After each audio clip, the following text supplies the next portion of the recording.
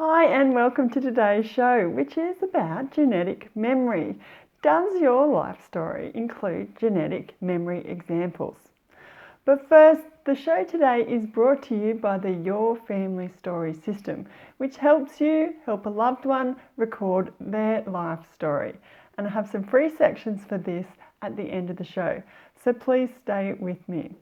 If you're brand new to Forever Young Autobiographies, this is a place where we learn how to create life stories for family and friends so unique memories can live on. And it would be super if you could follow, subscribe and like the show. So genetic memories, this came to the fore for me recently. I finished a memoir by Australian comedian Magda Szubanski. It was called The Reckoning.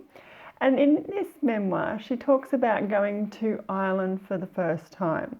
And she has obviously quite a few Irish relatives or ancestors. And when she lands in Ireland, she felt like she was coming home, she says. And this got me thinking about genetic memory. Do we have this sense that we've been here before, or we know or understand something? Now, is this something for real, or is this just some kind of idea? So that's what we're going to dive into today's show. So let's start by giving a definition of what is genetic memory. Now, when we talk about memory, we all know what it is, things recorded that happen to us throughout our lives. And these are recorded generally on the surface of the brain. But when we're talking about genetic memory, this is memories or associations that are stored in our genetics at birth. So why would this be a thing? Why would it be important? Well, people think that it helps species respond quickly to specific situations because they have this understanding. But okay, that's all good and well, the definition, but what about some examples? Is there any truth to this of genetic memories? Now, scientists are coming up with things all the time. And in 2014, there was a paper in the Nature Neuroscience. And in short, there was some scientists who did an experiment with some mice.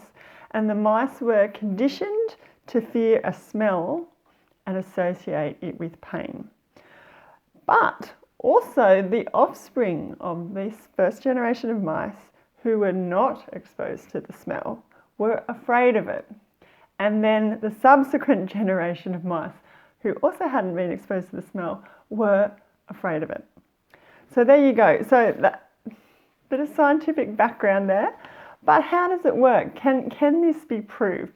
And look, the authors of that paper were actually really baffled too. They couldn't pinpoint exactly how this was happening, what was happening. And they've put forward some ideas.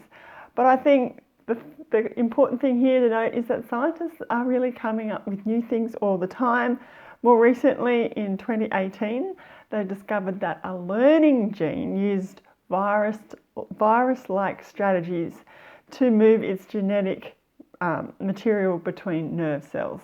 So it just sort of blows your mind. There's so much out there that we don't really understand, and genetic memory is one of those. So I'm not really fully unpacking genetic memory because I don't think anyone really has been able to do that yet, but just a bit of a background of what is genetic memory. So I hope that this will give you a bit of an understanding that memories are not just incredible, but they're pretty mysterious. And I've written a whole article about genetic memory over at my website.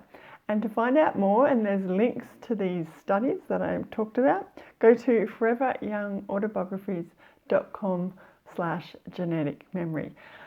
Genetic memory. I've got the links for you in the show notes. So please take a look. But also answer this question. Do you have a genetic memory that you think like Magda does in her book?